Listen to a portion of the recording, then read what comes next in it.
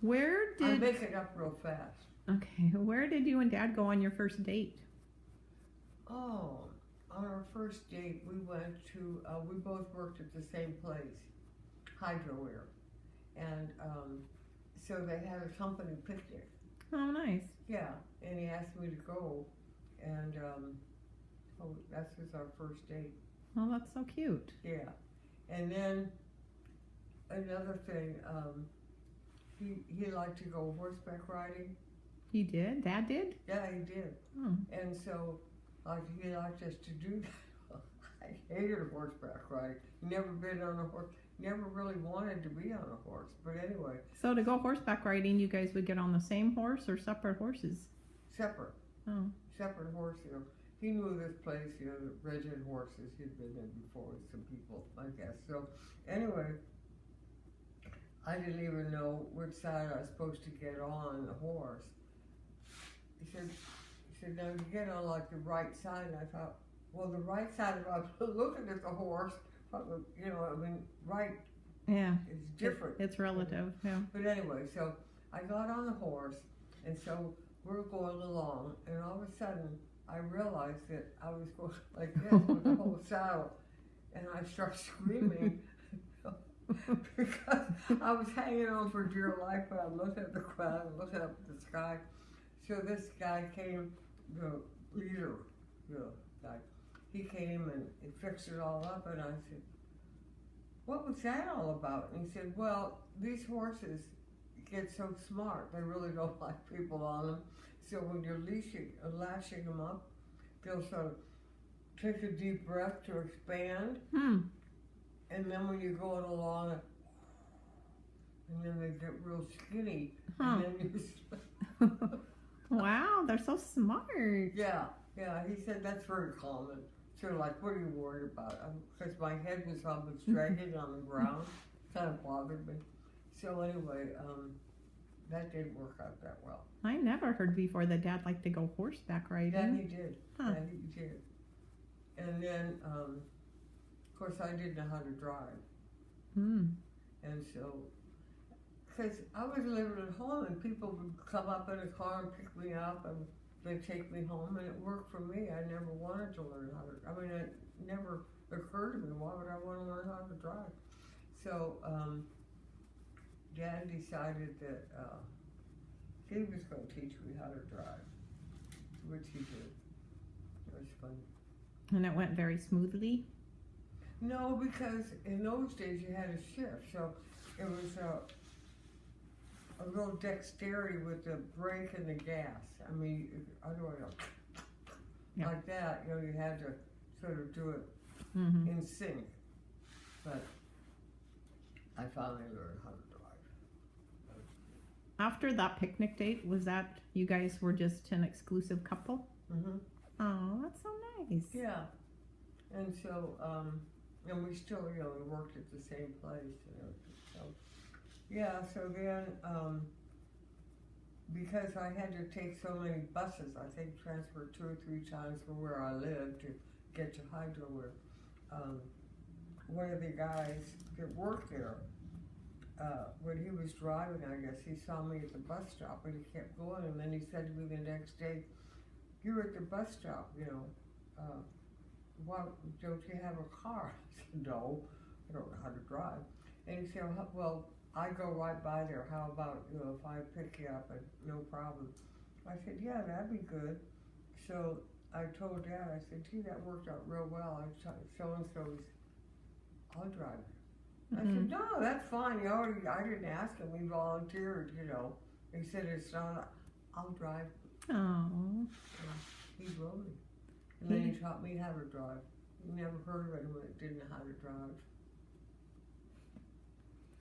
I don't know. But that's how I got that job. I told him I could drive. Oh, well, let's think about it. Dad was driving when he was what, 13? Dad was driving when he was 13, yeah. Stealing his dad's car? Yeah. Yeah, well, so if he started driving when he was 13, he was probably shocked when you were whatever. He was. He couldn't believe it. And he said, didn't anyone ever offer to teach you how to drive? I said, I don't want to know how to drive. Why would I want to know how to drive? just something else, you know. So anyway, if he didn't buy that, so he shot me. Yeah, because that job I had, when they sent me out, I went to an agency, and when they sent me out on the job interview, time was of no importance, so I had to transfer 2 or 3 times to get to Heidelberg, but you know, I didn't learn the bus route, although why would I? And then they, what's his name? Anyway, so I was hired, and they said, we would like you, in your job, you'll be driving things. This is plant A. From plant A over to our other plant B. Blueprints. You'll go back and forth. And so that's what you'll be doing. I said, okay, sounds good. And so they said, do you have a car? And I said, yes. So I went home and I said to Mother, I said, okay, I have a job. And I said, would you teach me how to drive tomorrow and then we'll go get my license? And she said, no. She said, I'm not going to do that. You can't do that. I said, come on, that's why, you know, that's my new job. So she's calling up and telling me you can't drive. I said, I'm not doing that. I have a job, not my first job. And so I had to take the bus, you know, and I was real late. I was supposed to be there like at 8, I got there about 9. Because you know, to transfer another bus doesn't just come along. Anyway, so I went in. I said, oh, sorry, I'm late. And I said, but I'm here now. And I said, okay, well then, here are some things we'd like you to drive over to plant B. And I said, oh, okay. Well, I don't have a car. I told him I had a car. He said, oh. We were kind of looking at each other like, and so they said, well, that's okay, you could drive a company car. We'll give you the keys. I said, actually, I don't really know how to drive. And they were sitting there, and they just kept looking at each other, back and forth. Do you believe it? And I didn't dare look at them. I was just kind of sitting there looking straight ahead, but I could tell they're pulling my eye with them. Making faces, but I was going to outweigh them, because I did have a job.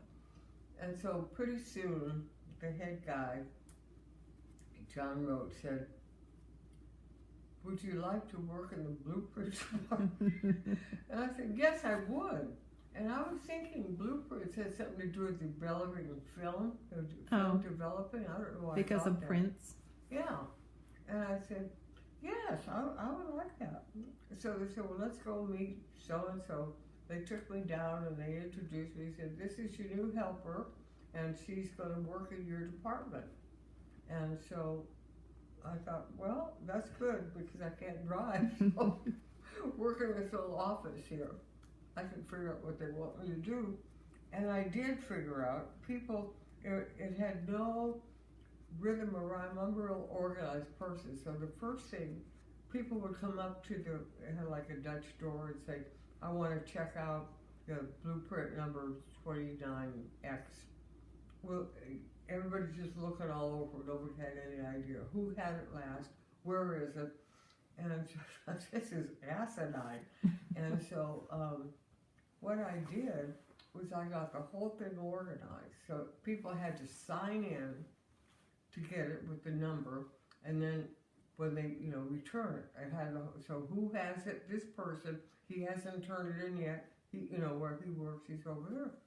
So anyway, the president came down, and because people were talking like, gee, it's so nice now, we could get the blueprints. It's really speeding up our work. And I don't know what's going on in the blueprint room. So he came down, and he was commenting to this other guy. He said, I've had nothing but good reports lately about it's so easy to get blueprints. It's all organized. And so he said, oh yeah, I'm glad that you approve. And I said, well, I'm the one that did it. I said, right in front of him. And so he hated me so much I had to move me out of that department. After you got it all organized? Yeah, I did. And it just worked out perfectly, you know, but then he thought I had disrespected him by talking about him in front of our boss. I said, but you were taking credit for something I did. Mm-hmm. What was I supposed to do? I didn't have a choice. He said, I don't think we can work together. I said, I think you're right. So they moved me to another department. I kind of moved on. I got to know a lot of people there. Yeah. You're very funny. One time, a friend of mine, well, I got to be a friend, Jo Lotito, she worked there, and she and I kind of hit it off. And we were both young and stupid, so we decided it was a very grown-up thing to do, to go have a drink after work. Well, we didn't drink, but, you know, we just wanted, well, it's Friday, we should just go have a drink after work. So we did, and we ordered some stupid baby drink, and they gave us a swizzle strip. We thought it was a straw.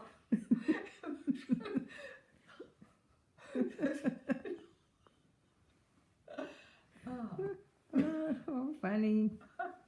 Yeah, that was funny.